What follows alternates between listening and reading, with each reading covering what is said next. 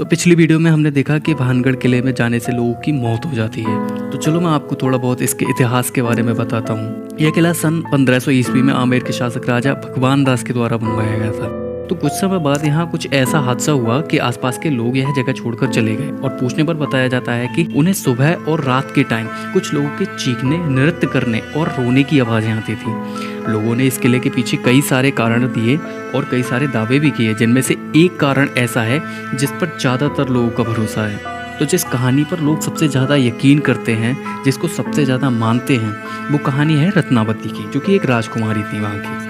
राजा भगवान दास ने जब इस किले को बनवाया था तो इस किले में एक रत्नावती नाम की खूबसूरत राजकुमारी रहती थी, जिनकी उम्र महज 18 साल थी। एक बार राजकुमारी सहेलियों के साथ खरीदारी करने बाजार गई हुई थी और वहाँ उन्हें एक सिंधिया सेवड़ा, जो कि काले जादू का महारथी था, वो राजकुमारी पर एक नज़र में ही मोहित हो गया।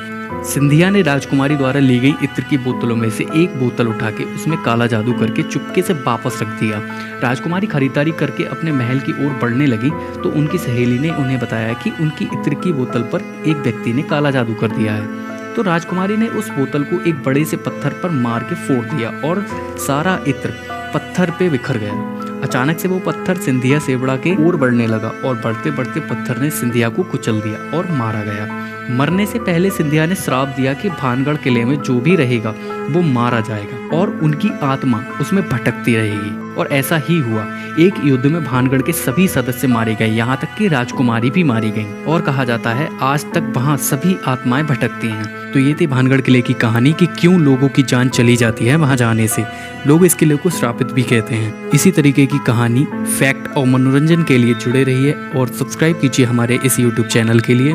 तब तक के लिए धन्यवाद।